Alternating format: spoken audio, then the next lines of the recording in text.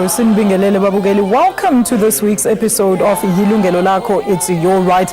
Lolu hlelo sinilethela konke phela okubhekene namalungelo akho njengomthengi. Igama lami phela ngo-Alisha Usjongo Kajali. Don't forget our participation line here in studio is 011-714-6918 or 714-6919. I-email yethu sisatholakala kuyona ithi consumer@sabc.co.za. Ungasithola futhi ku Facebook na ku Twitter. Good afternoon.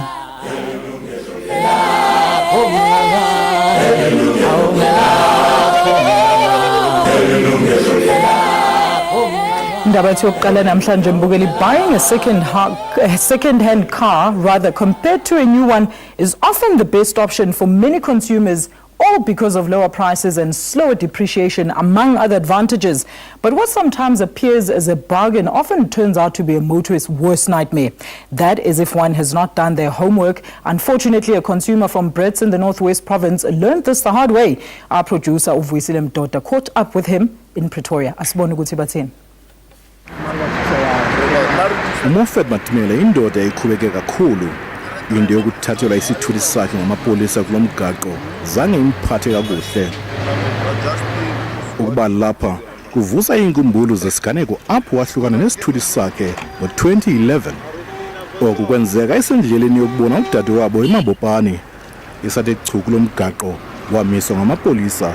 Emva kwalapho wathi ucela ngumnike emakhiya apha imoto beside ngamnikeza mangimnika amakhiya wathatha imoto wayibeka lapho mase ngifuna amakhiya kuwe akasafuni ngamakhiya ngathi manje kwenzekani wathi ufuna uyisesha leyo moto wathi uyisesha emoyeni wathi okay iseshe uma wrong umtshela wathi lo hamba yale makabuya ngala uthi ngikhiphe into eyami engibona ukuthi wazayitshontshe emotini imoto yena uhamba nayo uyise 13 ngathi mina 13 angiyazi ngizohamba ngiye kuphi mangiyolanda imoto kungcono uyise la eHaranku wathi ne ye 18 ePretoria West. Engakhangeni wencazelo ivakalayo yathathwa imoto yakhe newayithenga amawaka angama-42 erandi. Wazama ukuba ibuyiswe kodwa lo matiletile zange aphumelele. Wothuswe kukuva ukuba isithuthi sakhe sathathwa kuba kufanele ukuba sibiwe. Kwathiwa angayifumana imoto ukuba uphando alufumane bungqina bokubiwa. Oludaba oluchazela lo mntu wayithenga kuye baphendula bathi bona babengazinto ngokubiwa kwesithuthi. Mofet wabe yena elahlekelwe sisithuthi kunye nemali. Ingxaki yamathimele yenye ingxaki uColonel Thomas Motha wamapolisa athi ujongana nazo mihla le. Uthi wafunyaniswa ukuba kukho unyawo lwemfene kwesi sithuthi. Bafumana ukuba inombolo zenjini zikhe zatshintshwa. Indaba ezimbi ngoku zizokuba akasobe aphinda ebone imoto yakhe kwakhona. Ikho nje emafotweni amapolisa awagcine njengesiqinisekiso ukuba yabanjwa. Umotha uthi abantu mabayilumkele into yokuthenga into abangayaziyo ukuba isuka phi. In buying a second-hand car, it is very advisable for the buyer of that particular vehicle to personally take that vehicle for the police clearance. Not being done by the seller himself or herself. So what is the benefit of that? The benefit of that, if there are any irregularities on the vehicle, the police officials at the clearance office will immediately impound the vehicle. It might be prior to him or her paying the set amount or the money for the buying of the car. So he'll benefit because he won't have paid any money. That vehicle will be impounded by the police. It will be a loss to the seller, not to the buyer at that time. Umfoko Matimele uthi ufune isifundo engasokuza silibale. Hayi uma ngaphinde ngithenge enye imoto ye second hand before ngibhadale naye umnikazi wegarage uma ngabe athanda ukuthi ngiyithenge le moto le before ngiyibhadale siyofuna sihambe soyisesha ukuthi le moto yakhe iphelele oronjalo uma ingaphelanga vele ngihlukane nayo ngoba lento yangidla ukuthi imali yami yambile. Ukuthenga imoto seyisetshenzisiwe into enobungozi phakathi. Iyo lonto uluntu lukhuthazwa ukuba malubuze kuqala phambi kokuba luhlawule. Basically, the check entails us running through the car from bumper to bumper, basically. What you want to do is obviously you want to first get the identification going through of the vehicle like that, just to confirm that you are dealing with the right piece of equipment. so that there's no confusion, the whole lot. And then from there, basically, you're just looking at the safety aspects of the car and the whole lot. Unfortunately, we can't open up any parts or remove parts from a vehicle So what we do is we base it on a visual inspection and your knowledge that you've gained from experience, the whole lot like that. So all you're basically doing is, that's why you have all these extra machines and basically that to help you out. Without that, obviously it makes it a bit more difficult. So you've got your brake rollers, obviously to work out the brake pressure, the whole lot like that. Then you've got your play detectors, that's to actually check your suspension like that. Basically to make sure that nothing is loose, nothing is worn, the whole lot like that.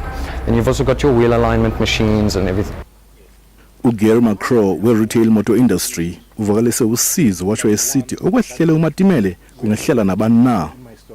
The gentleman should have made sure that the dealership that he's dealing with is a recognized dealership that belongs to an incredible organization such as NADA, the National Automobile Dealers Association, because the members subscribe to a code of conduct, and if there are any problems relating to the purchase of a vehicle or servicing of a vehicle, they have recourse back through the association where we will try and mediate a solution to the problem. Uthi into yokuthenga isithuthi ngolu hlobo kungadala nengxaki xa i-insurance kufuneka ihlawule. Ngoku umatimele selebeke ithemba kwi-ofisi elamla iingxaki eziphakathi kwabathengi bemoto kunye nabathengisi, i-Motor Industry Ombudsman kolwasemzini. Ngoku umcimbi wakhe uphethwe yile ofisi. Uvuyisile Mdoda, Yilungelo Lakho. And now to take our discussion further, masamgele Mr. Robbie Stark yena uphuma kwinhlangano emele abathengisi bezimoto, i-Independent Dealers Association. And from our Pretoria studios, we welcome the Motor Industry Ombudsman, Dr. Johan van Vreeden. Yena ke oka van Vreeden ngumxazululi wezinkinga ezibhekene ncamasha nezimoto, and ekuhambeni kwesikhathi sizokuba naye uMr. Peter Nkhuna ophuma kwihhovisi lomxazululi yena wezinkinga ezibhekene nomshwalensi wezimoto. Mr. Stark, thank you so much for joining us and welcome to the show. Good afternoon to you and your viewers, Alicia, and thank you for the opportunity. Thank you so much, Robbie. Now, looking at that insert, let me just bring you quickly up to speed. Moffat is the client. He went to buy a car, cash from a second-hand shop, and one day he was driving. The police pulled him over at a roadblock. They checked and they actually found out that the car is actually stolen. It's since been repossessed and crushed its way out of his hands. What do you make of that? It's a very unfortunate situation, but things like this do happen, and I would really urge prospective motor vehicle buyers to go through a couple of few simple steps to make sure that what you are buying and what you are paying for with your hard-earned money, that you get value for money, and that you know that this vehicle is unencumbered or it's never been reported stolen before. There's a lot of things that you can look at. But Robbie, just before we get into the gist of everything, I want you to tell us a bit about the Independent Dealers Association. What does your body do? Good, thank you for asking. The Independent Dealers Association was formed 15 years ago already. And it was a couple of dealers on the West Rand that came together that saw the need for an association specifically for the independently owned used motor vehicle dealerships, as well as independently owned franchise dealerships. And over the past 15 years, we've grown and we've developed. Currently, we take care of well over 850 dealerships nationally. And yes, we're there to take care of the dealership mainly, but also to look at the complaints and to have a dispute resolution in place so that we can assist customers where there's a feeling of not being treated or dissatisfaction. Yes, absolutely. All right, let's go to our Pretoria studios and hear from the Motor Industry Ombudsman. Dr. Johan, we want to hear from you. What do you make of this incident that our client found himself under? I know that your office is currently dealing with this matter. Yes, we are dealing with the matter at the moment, and as Buzz, Robbie, and Gary has said, that it is a very unfortunate situation when these things happen, and it does happen from time to time. And I think to add to what they have advised is that the buyers should make sure that they buy from reputable dealerships, and dealerships normally that can be determined by walking into the dealership and seeing whether they belong to a trade association, like for instance the Retail Motor Industry organization or the Independent Dealers Association. That is very, very important. That is the very first step that can be taken. Another very good advice that was given was by the police colonel, that it is better for the buyer to take the vehicle for or insist that the vehicle goes for a check at a clearance, police clearance point, to make sure that the vehicle is not stolen. But Doctor, I understand what you mean, that people should go to reputable dealers and all sorts of things, but we're talking about the poor people here that actually don't even have another option but to go this route.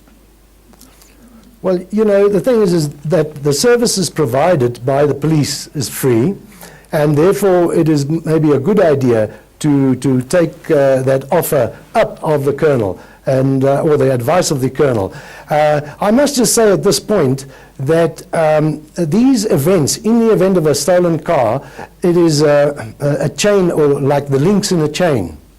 And unfortunately for the purchaser, the stolen goods are stolen goods, and you cannot, by dealing with stolen goods, you are breaking the law. Therefore, the stolen goods has got to be returned to the original owner from which it was taken from. The person that purchased the car has got to get restitution from the person who sold him the car. The person who sold him the car has got to get restitution from the person where he got the car in the first place.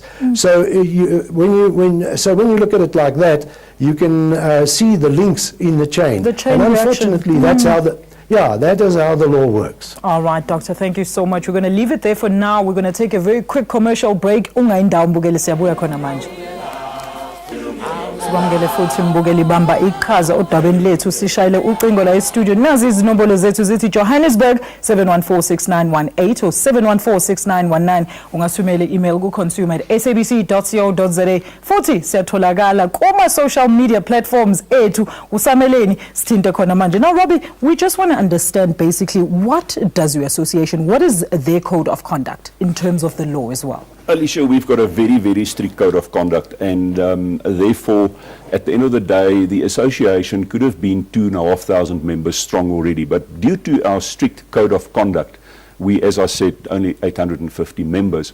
And yes, we like to bring more into this fold and to take them through the process of delivering good service. But how do you identify your members, Robbie? We identify our members by decals, by advertising material. They are listed on the IDA website. So these would be reputable dealers, so to say. Absolutely reputable dealers. And you know, listen to the insert and what the colonel said.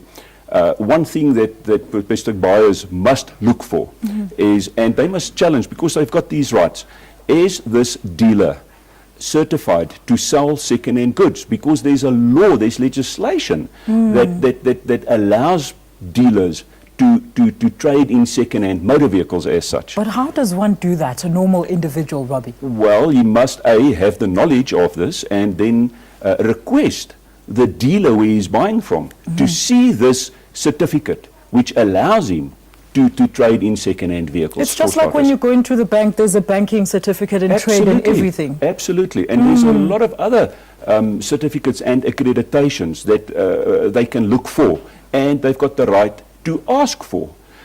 Your salespeople must be trained in terms of the National Credit Act. It's law, and it's the financial institutions or the credit providers' responsibility to see that these people are trained. Are compliant. And as an association, we are involved in this training.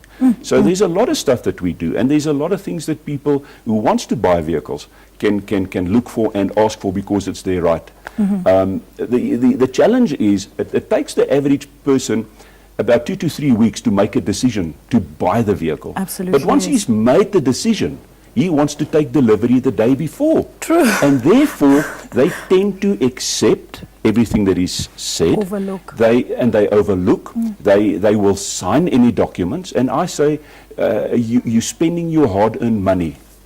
Ask questions. Make sure that you understand. Challenge the status quo. And once you're satisfied, even taken the vehicle to the South African Police Services to be verified. It's your right. Do that. Before you buy it. Before you buy it. All right. Now, if you pay cash for the vehicle, your challenge is a bit bigger, because now you take accountability and responsibility for your actions. It's not a contractual It's agreement. not contractual. Where if it's agreed and it's financed, you can call upon the financial institution or the credit provider to assist you. And there's contracts in place between the financial institutions and the dealers called a master sale agreement, and you can call upon the institution to assist you in your complaint if the police has impounded the vehicle. Which is what happened to our client, so it was a cash sale and therefore nothing much can be done. Yes, all right, absolutely. Robbie, let's take Derek from the Eastern Cape. Derek, are you still on the line with us? Hello, Alicia. Hello, Puti, siyabulisa, please, umbuzo noma umbono. Umbuzo sisi Alicia. Buza Puti wami. Alicia mntanami, mandiphothele kuwe ndiphothele nakubabukeli baka SABC. Molo Puti. Futhi ngazange mvubo ndinjalo Alicia. Hello. Alicia, usuka ezilalini koma Eliodale Alicia. Awuyazi ubona imoto enhle Alicia. Awuyazi noba isemgangathweni noba isemcimbini lemoto. Umuntu othi ngenza njani ngayikhathala njani ngohluka njani ba le moto ayikho semgangathweni. Le moto ngenza njani Alicia? Sekhona Alicia? Uthini Puti, awusiphindele futhi? Alicia, uthenga imoto yakho. Yeah. Imoto kulomuntu ufumaniseka uyazi ba imoto lena ayikho semgangathweni emoto. Imoto nje senzongekho segarage kanye imoto ngekho semcimbini Alicia uyazi.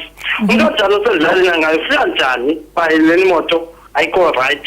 Le moto ayo moto ungayithenga nje umuntu mhlambe imoto mhlambe imoto imoto original. Ngenza njani umuntu osezaleni Alicia mntanami?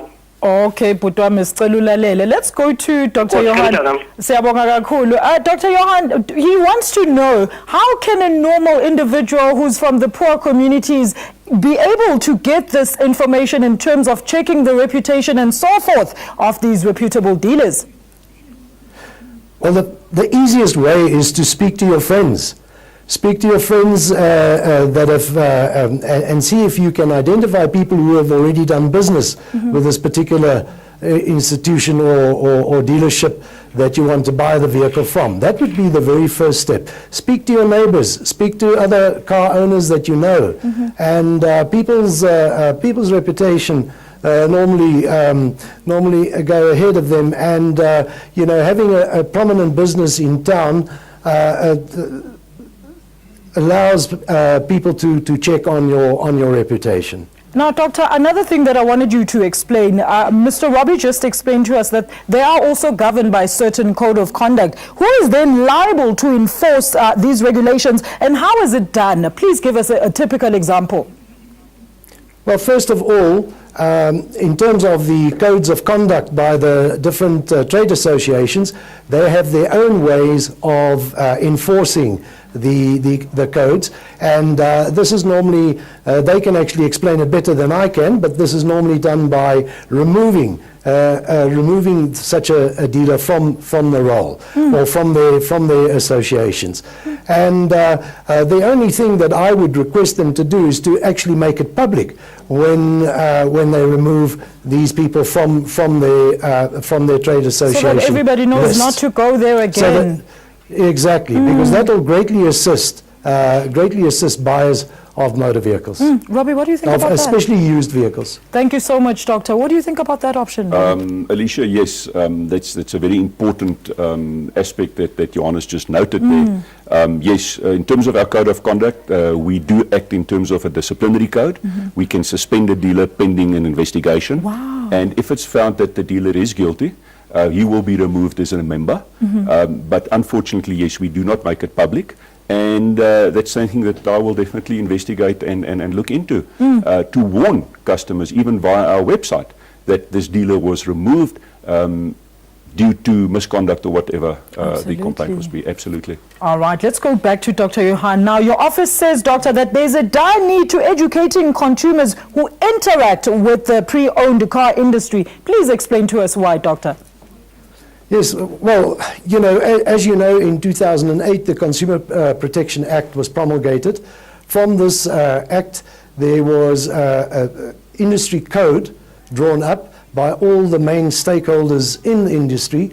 It has taken approximately 5 years. It's now with the Department of Trade and Industries, where we, with a bated breath, await the signing off by the Minister of this code. Which will then become a regulation as part of the Consumer Protection Act, and will assist consumers to as well as industry when dealing with the products that they sell. So we are waiting for that, and hopefully within this year still, we will hear whether the code has been made a regulation. All right, Doctor, we're going to give you another question when we come back that just came through our SMS line. Hayi ke mbukeli yithi sibambe lapho kancane nje sithi ukujikelela ngaseyitolo please ngayindawo. Welcome back futhi mbukeli. Uma ngabe uqeda ukufika usuphuthela okuningi kodwa ke namhlanje sixoxa ngokuthi ngabe iziphi phela izinkinga ongasuhlangane nazo uma uthenga imoto esisetshenzisiwe ongazange uzibhekisise izinkinga engabi nazo. Niyaxayiswa ngempela babukela ukuthi nithole yonke imininingwane le yaleyo moto yesekeni ozoyithenga ngoba hayi kuningi ngempela okumele uqaphele. Ngihlezi no Mr. Peter no rather with Mr. Robbie Stark with me, and of course we have the ombuds for the motor industry, Dr. Johan in our Pretoria studios. All right, let's take some of the Facebook messages. Nisipalele zona asibone uthi Sheriff Ngozo, I'd rather save my little to buy a new car than a second hand because you don't know its problems too. Maybe as time goes on it will cost as much as a new car. I doubt that is possible, but Sheriff, thank you so much for your input there. Umaqhinga Thabethe uthi kuhle ukuthi uyithenge egarage elisemthethweni, a reputable dealer, futhi ube nesiqiniseko sokuthi ayikho into wrong ngayo, because now amagaraji abuya benobugebengu uqinisele kakhulu namaqhinga namagaraji they do take advantage ngokuthi abantu abazinikeza isikhathi sokuthi babheke information. Umalibongwe Bhele Manyonya uthi the best way is to involve amapolisa xa uzuthenga imoto. Thank you so much Malibongwe. Preachers imoto is second hand ukuqiniseka ukuba imoto ayebiwanga nokuba imoto isendleleni na. Better to waste a lot of time trying to make sure that you are paying for something good. You know what? We have very smart viewers on the show right here, Robbie. Now let's go back to quickly to Johan in our Pretoria studios. Doctor, we got an SMS coming through before we went to an ad break, and you were mentioning how you would deal with certain issues in relation to if you find somebody guilty of passing off cars that have faults or have been tampered with. Now, people want to know, would you be able then to prosecute or make arrests under these circumstances?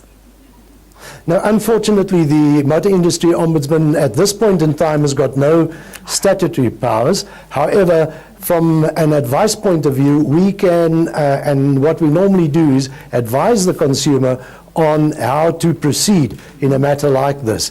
And what we do is we have concentrated on giving advice to consumers, teaching them how to complain and how to deal with matters. And this specific matter, the immediate thing is to involve the police in the matter. All right, let's take Sibahle from Braamfontein on the line. Sibahle, usekhona ecingweni? Yes, I am. Hello, Sibahle, siyakwamukela ohlelweni sisi. Sicela ubuza umbuzo nombeka umbono. Okay. Awusitshele indaba yakho sisi wami, uya identify nale ndaba yethu yanamhlanje? Sicela uphakamise Sibahle, sicela uphakamise izwi please sis. Okay, yes, ngiyaluza uThabo, and I've once had an experience with the car that I bought, and to only find that when they said they registered my name in the car, that there was a problem with the car. It was registered in someone else's name. Sibahle, we're struggling to hear you sis. Please sicela ukhulume sikhona ukuzwa sithando sami. Okay. All right, let's go again. Please try again.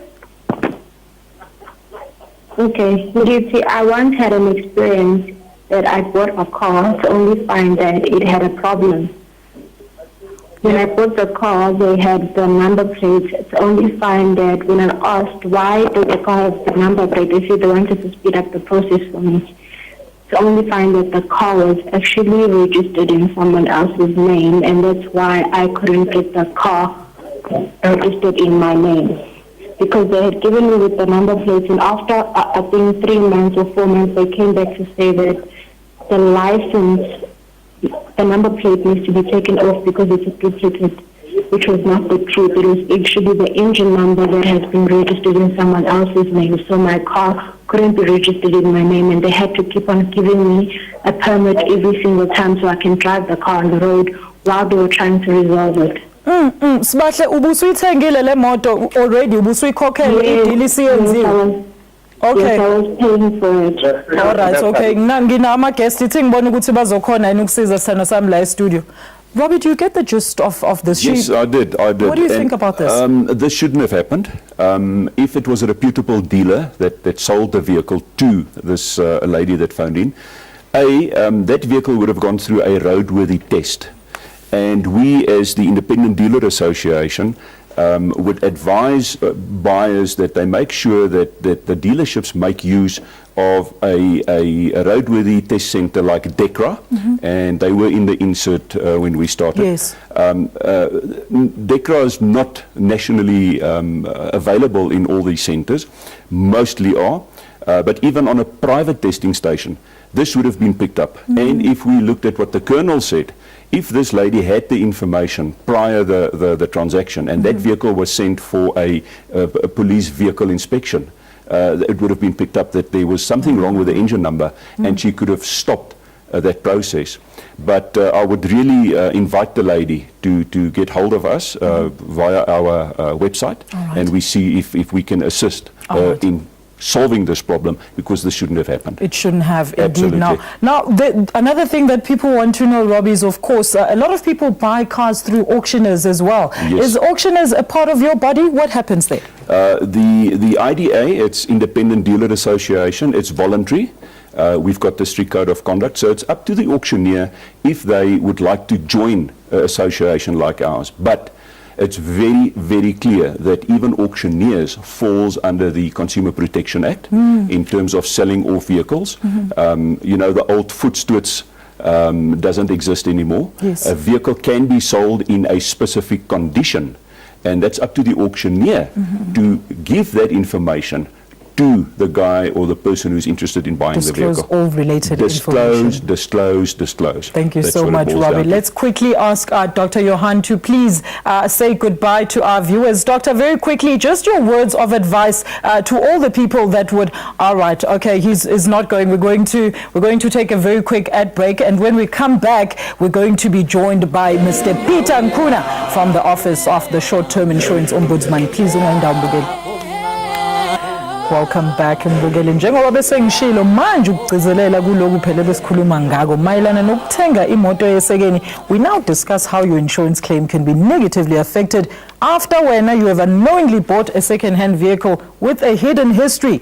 Let's now welcome Peter Nkuna from the Office of the Short-Term Insurance Ombudsman. And remember, our participation studio line and our details will be on your screen. Peter, siyabonga ohlelweni. Thank you.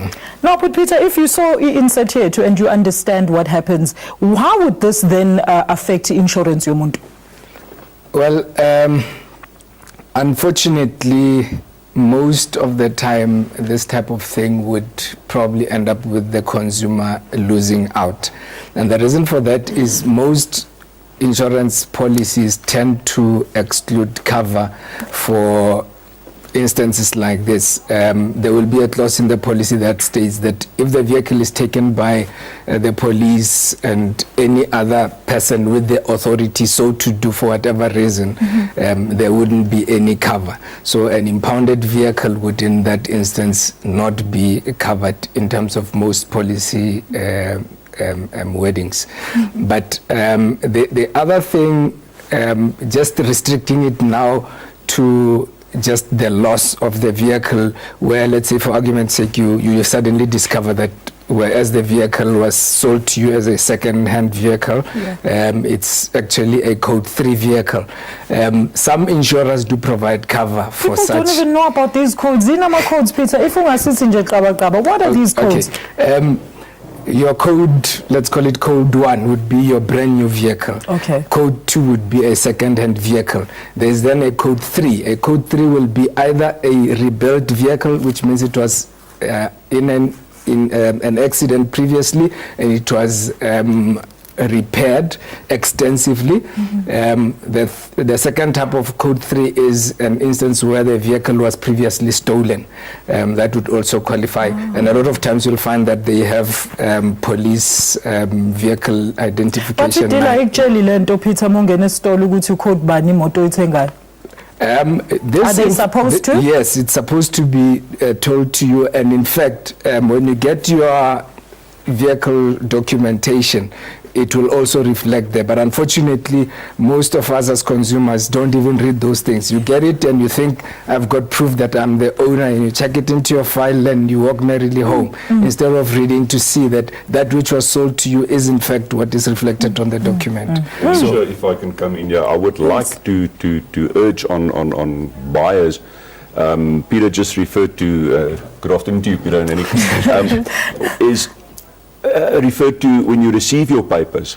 At that stage, it can be too late. So have a look. The deal has it's already been done. Already. Have a look at these papers before you sign anything. Make sure.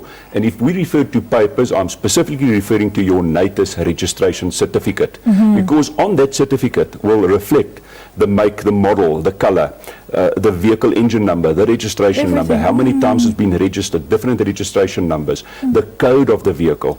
And have a look at this. It must be available. The dealer, who's a reputable dealer, must have this available, and he will disclose it to the customer. He should not wait for the customer to ask. I think that's Absolutely. what dealers should do. Let's take uMolo from KwaZulu-Natal. Put Molo sekhona ucingweni.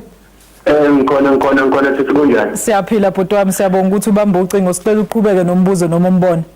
Ake ngithi ukhuluma noMolo Maseko edumbe ezibomvu dadewethu, nginombuzo mina. Yebo bhuti. Umbuzo wami uthi ngathenga imoto lapha dadewethu ngo-2009 August. So manje ngayithengise ke ngeke. Yebo. Ngaba nenkinga ngahlangabezana nayo kwathi January 2010. Ayibamba amaphoyisa dadewethu angitshela ukuthi imoto yami iyiwele. Manje ngifuna ukwazi lapha angibuzele kuyihambeli zakho dadewethu ukuthi imoto kuyenzeka yini ibe iyiwele, kwathiwa iyi-20 imoto yami. Manje bayithatha amaphoyisa. Manje ngifuna ukwazi mhlawumbe ngakhona futhi ukuthi ngenze kanjani ukuthi ngizuze ibuye ngakini imoto yami dadewethu. Awu bhuti Molo, sicela nje ubuke lapho umabona kude wakho, abavakashi bethu bazozama ukukusiza. Okay, dadewethu. Do you want to say anything about that, Peter, quickly? Just quickly, what he's asking about is what is referred to as a cloned vehicle. What generally that refers to is an instance where there is more than one vehicle apparently sharing the same identity. And this would be where, for example, a vehicle that was previously stolen, somebody else went and made up another vehicle with the same identity. So you could find that I have a VW Golf in Gauteng that I'm driving every day, and Robbie is sitting in Cape Town driving a similar vehicle, sharing the exact same identity, and he keeps on getting traffic fines and whatever else that I am incurring here. and that is what does it even get that far? And he wants to know what recourse can he take. Maybe let's throw it to Dr. Johan. Dr. Johan, our client bought a car in 2009 and police stopped him because he owns what is referred to as a cloned vehicle. Are you able to assist? He wants to know how can they then get recourse and actually get his claim or money back? Well, you know, this is quite a problem, and here we go right back to the NATIS records that there are quite a number of vehicles still on the NATIS list that are where there are duplications, unfortunately. But it has improved. It has improved a lot, and I think that the consumer should go back to the people that he purchased the vehicle from and get assistance there. If not, go to the financial institution that provided the finance for the vehicle and see if he can get assistance from them. Doctor, it seems like it was a cash sale as well. Sorry, Doctor. It seems like it was also a cash sale as well. Yes, you see, that unfortunately is what happens more often than not with a cash sale. And as Robbie has stated earlier on, in a cash sale, there's very little protection except to come to the Motor Industry Ombudsman's office or to the police and report the matter and let the police take it further from there. Now, Doctor, our sister shows have gone a great mile in trying to exposing rather shady car dealerships, but our economic situation doesn't unfortunately make it easy to choose better options. What needs to be done? What needs to change, Doctor? Well, I think that both Robbie and Gary has explained that quite succinctly. But I would suggest that the minister must sign off the code of practice for that, so that it can become a regulation as part of the Consumer Protection Act, so that all registered dealers can fall under that code and under the jurisdiction of the Motor Industry Ombudsman. And that way we will be able to have a far more teeth in dealing with matters such as the ones that you have used in the examples. Thank you so much, Doctor. Now, Peter, very quickly. I would like to come in quickly, especially because it seems to me there's a lot of cash transactions going on. Yes. There's another thing that the buyers can do, and that is to verify and to get confirmation from the dealership they're buying from, if that dealership is registered as a reporting institution in terms of Financial Intelligence Center. Because it's once again a piece of legislation that says the dealer must be registered because he's accepting cash, and there is suspicious transactions need to be reported, as well as above the threshold amounts that needs to be reported. And that's just another measurement they can take. And if the dealer is not registered as such, I would stay away. You can't take any action. Now, Peter, what does a consumer really need to know before insuring a second-hand car? Well, if we assume that one has taken all the precautions as suggested here, yes. Taken the vehicle for an inspection by the police and all of those things, and you haven't found anything wrong, should you have a claim and it is found that despite your conduct of investigating the vehicle, you still somehow found yourself in that awkward position, our office may be able to intervene on your behalf and have the matter resolved in your favor, depending on obviously the circumstances of your case. Right. I'm thinking in this instance, for example, most insurers, right at the inception of the policy, will require you to take the vehicle for an inspection. Yes, to see and that even it exists. then, some of these things can be picked up. Unfortunately, sometimes you find the consumer not even being willing to take the vehicle for the inspection, not realizing that it might be for their own protection. So those are some few things that people can do to guard against these things.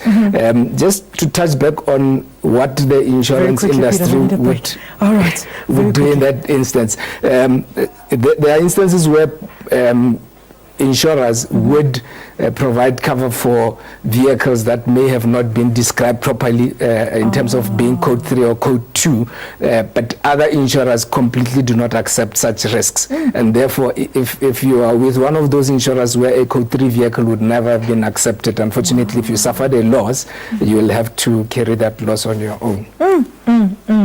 That's something very, very interesting. I hope ulalele Mbogele. Let's now take our final ad break. Please stay with us.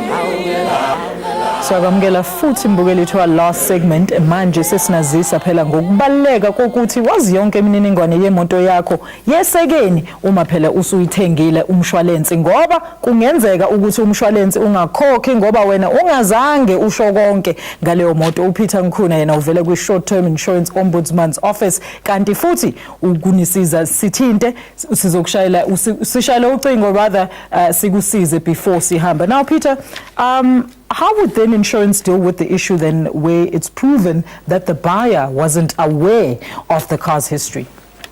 Like I said earlier on, it will depend on the particular insurer's general attitude to the type of vehicle in question. If it is a vehicle that they would never accept on their policy books, what they would then do is say, look, because we didn't know that this is a code 3 vehicle, here's your money back, take your vehicle go and sort it out yourself, basically bringing each party to the position as if the policy never incepted in the first place. If, on the other hand, it's one of those instances where the vehicle is insured as a code 2, but it's subsequently discovered to be a code 3, and the insurer would have accepted it, what tends to happen is that the insurer would then, if there's a claim, settle it on the basis of it being a code 3, which means that the value of the vehicle or of the settlement would be reduced accordingly. Let's say it's a write-off or a theft. The vehicle's value was 50,000 rand, and the value of a code 3 in that instance would have been 70% of the market value. They would then work it on the basis that 70% of that 50,000 rand is 35,000 rand, and they would pay out the 35,000 rand subject to the applicable excesses, in accordance with the fact that the value of a code 3 vehicle is not the same as the value of a second-hand vehicle. And that is why you would end up with that shortfall. And I think in that instance you'd still be at least a little bit happier than the other person who has to walk away from the whole thing empty-handed. With nothing, yeah. So now how would you advise people just to know, the need to knows, Peter, before they actually go into insuring that car? Well, I think the same advice that has already been given prior to purchasing the vehicle is very important. Yes, because if you get that part right, the rest of it is going to be an easy road, and particularly because more often than not, insurers today will require you to take the vehicle for an inspection. And through that inspection, they first establish the true identity of the vehicle. They establish that it exists. They also establish its condition. So at a later stage, when you have problems and you need to claim, it makes the process much easier for you. Whereas if things like that don't happen, and you also fail to take whatever precautionary measures, as in going for a clearance certificate with the police and all the other measures, you might find yourself rather exposed, and you would suffer significant losses. Robbie, we got a Facebook message from one of our viewers who says they bought a car that belonged to the bank, and now they don't know how. If they're trying to change registration, but it's not happening. How can we help them there? What happened actually in that situation? How can you buy a car and then it belongs to a bank? Alicia, the process is, and the procedures that's followed, is when a vehicle is financed, the finance house becomes the title holder of that vehicle, and it as such is registered. The customer who's buying the vehicle is the license holder. And I think what happened in this instance is that this vehicle was hopefully settled with a bank. The dealer sold the vehicle to the customer, but it was never removed on the NATIS registration system from the bank being the title holder. And I would strongly advise the customer to approach the bank who is listed as the title holder to see if they can assist. I want, however, to warn... They shouldn't approach their dealer? They can approach the dealer, but I think the message said that the dealer is just shrugging his shoulders and he's not interested to help. And that's a shame. That is really a shame. So I would approach the financial institution if I was the customer and to see if they can assist. The challenge is, though, that this vehicle could still be under finance. That's and the bank thing. Could be looking for the vehicle. And they'll repossess it, and then repossess the vehicle. Then, because once again it was a cash transaction, the customer will have to institute legal action against this dealer if the dealer still exists. If it's a dealer with more money problems just piling more money up. and problem, I would strongly urge any buyer, make sure that when you buy a vehicle, that the dealership belongs to a reputable and an accredited dealers association, like the Independent Dealer Association. Absolutely. Thank you so much, Robbie. Let's go back to our doctor in Pretoria. Now, doctor, to which extent will your organization help or assist any clients that come looking for help? And in this case, where somebody has bought a car that is belongs to a bank or is registered primarily to a bank? Well, as Robbie has said, the bank remains the title holder, and it's got to be. You've got to make sure that the vehicle that you purchase has been fully paid for and is clear of any financial obligations. Now, this is also not very easy for a consumer who does a cash transaction. I would suggest that people look at the Motor Industry Ombudsman's website, where we give advice on how to purchase a vehicle and how to complain about things if things go wrong. But I would once again just repeat that you've got to make sure that the people that you are dealing with are reputable. And once again, the easiest way, especially for people in a community, as you were saying earlier on, from the poorer community, speak to your neighbors, speak to fellow car owners, and find out about the dealer before you purchase from that dealer. In helping parties where this type of thing has happened, is the Motor Industry Ombudsman will try to get the parties together. In fact, to get the finance house to accept the new owner, but then the new owner will have to take on the outstanding amount, because the title holder is not going to, or the financier is not going to take the loss on this. Doctor, thank you so much for your time this afternoon. Unfortunately, we've run out of time, but thank you so much for your insightful views on the show. Thank you very much. Now, panel, Goodbye. before I let you go, very quickly, this is a question. Are installment takeovers advisable?